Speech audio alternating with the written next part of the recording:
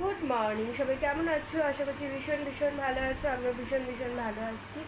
আর এই দেখো তোমাদের তান পুচকু ঘুম থেকে উঠে রেডি হয়ে গেছে। বলো গুড মর্নিং, বলো তো। বলছে না, দেখো লজ্জা পাচ্ছে, দেখো হাই করছে। হাসিতে হাসি করো, হাসি হাসি করো। এই কি বলছো?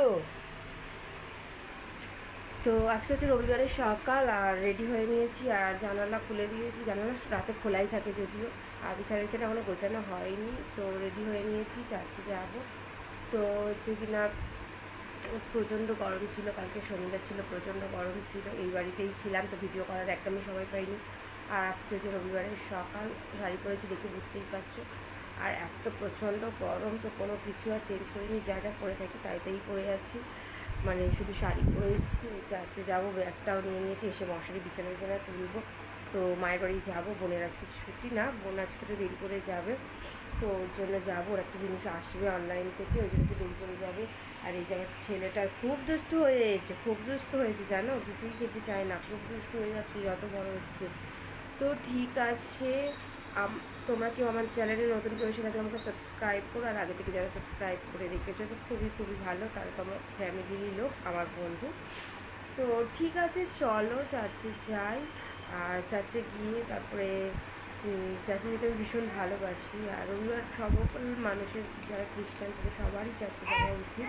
গেলে দেখবো সারাদিন তোমাদের ভালো থাকে, আর সারাদিনটাও ভালো থাকে, মন ভালো থাকে, সবই ভালো থাকে।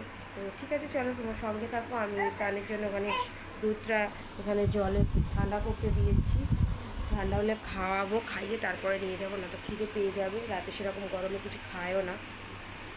তো ঠিক আছে, তোমরা সঙ্গে থাকো।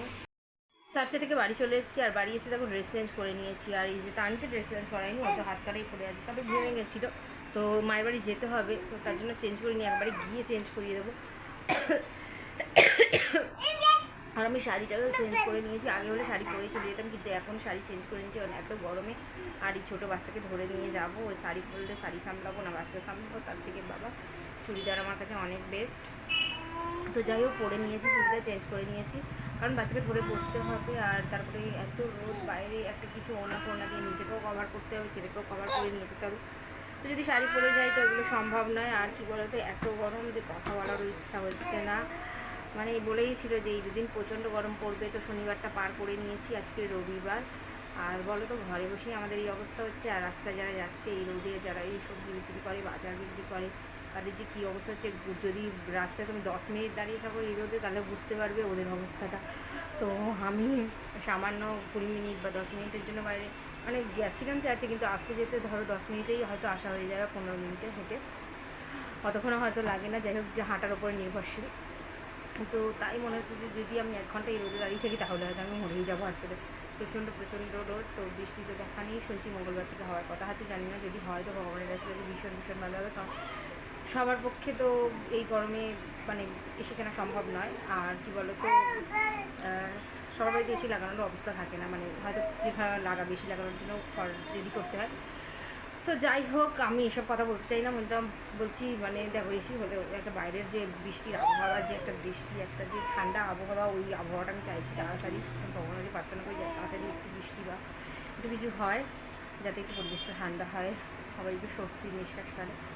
তো ঠিক আছে, চলো মায়ের বাড়িতে দেখা হচ্ছে। এই বাড়িতে তো অ্যাসবেস্টার ওপরে, তো ফল সিলিং করা আছে যদিও, তবুও প্রচণ্ড গরম লেগেছে কালকে। তো আজকে আমার কালকেও যাওয়ার কথা ছিল, কালকে যাইনি, আজকে ভাবছি আজকে থাকবো না, চলে যাই। ওখানে গেলে মাদের উপরে ঘর আছে, নিচে ঘরটা ঠান্ডাই থাকে, আর বিকালবেলা তো ওপরে আরও ওপরে ঠান্ডা হয়েছে। তো চলো মায়ের বাড়ি গিয়ে একেবারে দেখা হচ্ছে।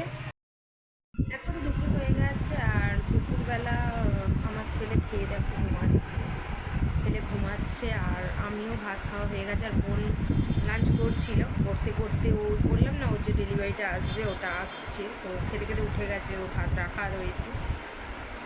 আর কী বলতো, সকাল থেকে এসে সময়ই পাইনি কথা বলার, একেই তো বিভৎস গরম, তার উপরে ছেলেটাও একটু ঘ্যান ঘ্যান করছিল গরমে। তো তারপরে কাজ ছিল প্রচুর, জানো তো, ওই হচ্ছে কি রান্না করা, তারপরে টুকিটাকি এটা ওটা কাজ, বাজার, ভাবলাম যে একটু চিকেন নেবো, তারপর ভাবলাম না বাবা, মাছ এসছে, মাছই নিয়ে নিই। তো মাছই রান্না করেছিলাম, মাছ ভাজা করেছিলাম, পটল ভাজা করেছিলাম, মা ডিম আলু সেদ্ধ করে গেছিলো, তো এইসবই ছিল, আমরা এগুলো দিয়ে খেয়ে নিয়েছি। মাছ ভাজা দিয়ে পটল ভাজা দিয়ে বেশিরভাগই ভাতটা খাওয়া হয়ে গেছে। তো মাছের তেল দিয়ে ভালোই লাগছিলো। বেশি রিচ কী বলো তো, হাবি জাবি খেতে ইচ্ছে করছে না এই গরমে। আর ছেলেকে খাইয়েছি কুমড়ো একটু সেদ্ধ করেছিলাম ভাত দিয়ে মেখে, আর একটু ডিম সেদ্ধ দিয়ে মাখিয়ে খাইয়েছি। তো খেতে একদমই চায় না তোমাদের টান, মানে গরম পড়ছে, বড় মানুষদেরই খেতে ইচ্ছা করে না। তো আর রাতের বেলা ঝামেলা বলো কী বলো তো, আমার বড় রাতে করে এখন সেরকম খেতেই চাইছে না। কাল যেমনি আমরা সাবু দিয়ে দই দিয়ে খেয়েছিলাম, এরকমই চলছে। ওই জন্য রান্না সেরকম হেভি কিছু করছিলাম যে তোমাদের সাথে শেয়ার করবো। আর দেখি বোনের ওটা আসুক তবে তোমাদের দেখাবো। তো ঠিক আছে, দেখো ডেলিভারি বয়রা এই যে ডেলিভারি করে রেখে দিয়ে চলে গেছে। তো এই বাইরে রাখা আছে, এই ফাইনালি এসেছে। তো ওই রকম ওয়ার্ড্রপ। তো পরে আবার কালকে ওরা ওটাকে ফিটিং করতে আসবে, তো তখন দেখাবো। তো এখন সন্ধ্যা হয়ে গেছে, আর সন্ধ্যাবেলা মানে সন্ধ্যা বলতে এখন রাত 8টা বাজে। আর আজকে ডিনারটা একটু তাড়াতাড়ি করে নেবো। তো সন্ধ্যাবেলা সেরকম কিছু খাইনি, এত গরমে একদমই ভালো লাগছিল না। তো তরমুজ খেয়েছিলাম একটু। আমার ছেলেকে নিয়ে মা একটু বাইরে গেছে, আর আমি এখন একটা জিনিস বানাবো, মানে যেটা খাবো রাতের ডিনারে। তোমরা এটা বানিয়ে ইজিলি খেতে পারো এই গরমকালে, মানে প্রাণের দিক থেকে প্রাণও শান্তি পাবে, আর নিজের মুখেও খেতে ভালো লাগবে। তো চলো আমি কিভাবে কি বানাচ্ছি তোমাদের দেখিয়ে নিই। দেখো, এটা বানাতে একটা কাচের গ্লাস নিয়েছি, তোমরা চাইলে বাটিও নিয়ে নিতে পারো। এখানে নিয়েছি দুধ গরম করে, আর এখানে নিয়েছি এটা সাবু। দেখো বুঝতে পারছো কি না, দেখো সাবুটাকে আমি ভিজিয়ে রেখেছিলাম ধুয়ে ভালো করে, তারপরে দেখো জেলি জেলি টাইপের করে নিয়েছি। আর এখানে নিয়েছি চিনি, আর একটু নিয়েছি একটা ফুড কালার। তো আমার কাছে এই ফুড কালারটা ছিল রেড কালারের, তো এটা নিয়েছি। তো প্রথমে আমি কি করব, এখান থেকে কিছুটা সাবু, মানে সাবু যে মানে রান্না করা সাবুটা এর মধ্যে দিয়ে দেবো। দেখো কি সুন্দর না, এর মধ্যে যে কোনো কালার মিশালে না বাচ্চাদের দিলে বাচ্চারা খেতে চায় না, তো ভীষণ ভালো সুন্দরভাবে খেয়ে ফেলবে। তো তো এটা নিয়ে নিলাম। এবার এর মধ্যে আমি কিছুটা পরিমাণে দুধ দিয়ে দেবো। তো তোমরা চাইলে দই দিতে পারো। তো কিছুটা দুধ দিয়ে দিলাম, আবার কিছুটা একটু একটু সাবু দিয়ে দেবো। তো যদিও এটা মিক্স হয়ে যাবে, তো দই দিলে এটা মিক্স হয় না। তো সাবুটা বেশি করে একটু দেবো, দুধটা একটু কম দেব। তো দেখতে পাচ্ছ কত সুন্দর। এবারে এর মধ্যে দিয়ে দেব আমি হচ্ছে যে ফুড কালারটা তোমাদের দেখাচ্ছিলাম, সেটা খুব সামান্য দেব, মানে খুব বেশি দেব না। তো দিয়ে দিলাম। আর এবারে এর মধ্যে অতি অবশ্যই চিনি দিতে হবে, চিনি না দিলে আবার খাওয়া যাবে না। তো চিনিটা তোমাদের পছন্দ অনুযায়ী, তোমরা চিনি না দিলে স্কিপ করতে পারো, কিন্তু চিনি না দিলে জিনিসটা খেতে একদমই ভালো লাগবে না। আর এই গরমের সন্ধ্যায় এটা তোমরা খেতে ভীষণই ভালো লাগবে। তো দেখো এটা একটা কত সুন্দর কালার এসে যাচ্ছে। তো তোমরা যে পরিমাণে কালার দিতে চাও, দেখো একটা স্ট্রবেরি ফ্লেভারের কালার চলে এসেছে। তো এটাকে আমি ভালোভাবে মিক্স করে নিয়ে এটাকে আমি ফ্রিজে রেখে দেবো 10 থেকে 15 মিনিটের জন্য, তার মধ্যেই ঠান্ডা হয়ে যাবে।